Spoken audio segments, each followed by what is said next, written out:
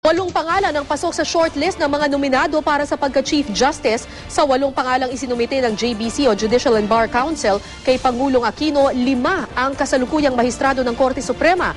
Disqualified naman si Justice Secretary Laila De Lima dahil sa disbarment cases na isinampa laban sa kanya.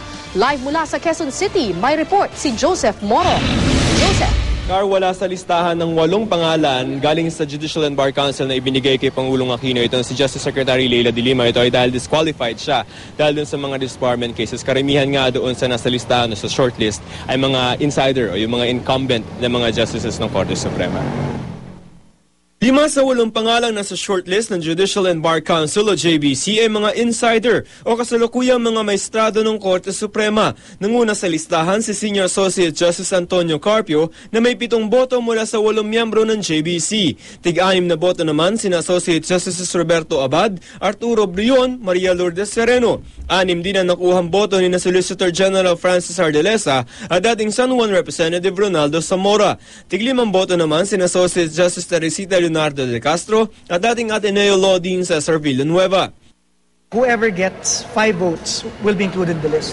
And it turned out that 8 names got 5 votes. We just voted based on our individual list, which we prepared even before the voting.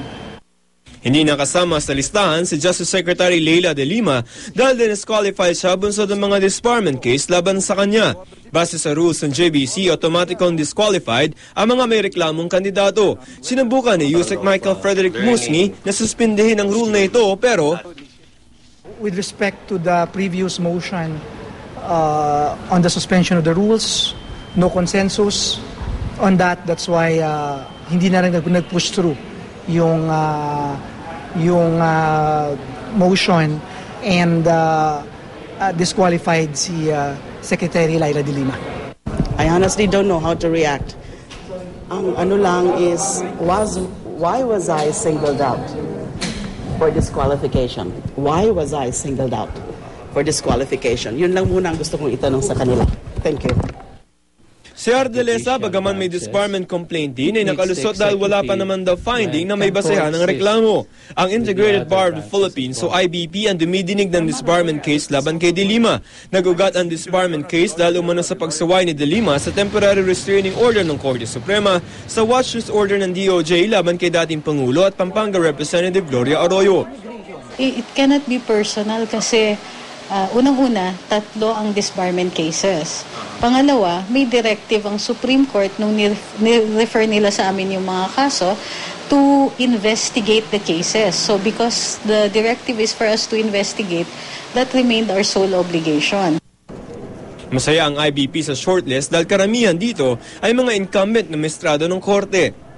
Seniority protects the appointments process from politicalization. Also, you see justices who will work to be, to attain seniority, to aspire for it, and it becomes an inspiration or a goal for justices. Para naman sa Supreme Court Appointments Watch o SCAO, grupo nagmamonitor ng appointments sa Korte, isa sa pinakamahalagang katangian ng susunod na Chief Justice ay ang independence daw nito. Very important ang independence.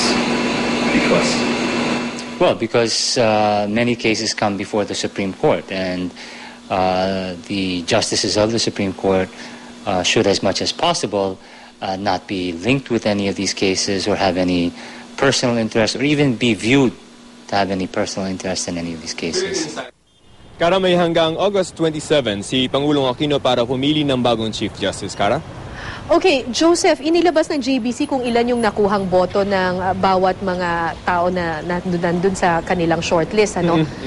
Sinabi rin ba nila kung ilang boto ang nakuha nitong si Secretary Laila De Lima kung sakasakaling hindi siya na-disqualify? May mga nagsasabi kasi na even before mag-decide sila dun sa disqualification, ay nag-straw vote sila and she got 4. Pero officially, ang sinasabi nitong si Representative Tupas is that they didn't get to vote because nga nauna na yung decision to disqualify and not to include her dun sa field na mga pinamimilian nila para maging dun sa mag-rank sila ng mga nominees para sa pagka-Chief Justice Car. Tapos Joseph, ang sabi mo, August 27 ang deadline ni Pangulong Aquino.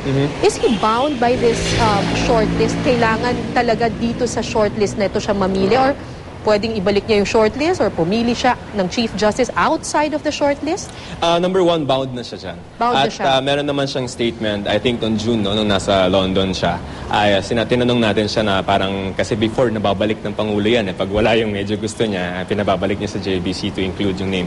But ang sabi niya ay that he will be bound by the list provided by the JBC at hindi na niya yan ibabalik. So he has at least mga 8 na pamimilian dyan. So by August 27, may bago na tayong Chief Justice. On or before, Tagala. Maraming salamat, Joseph Morong.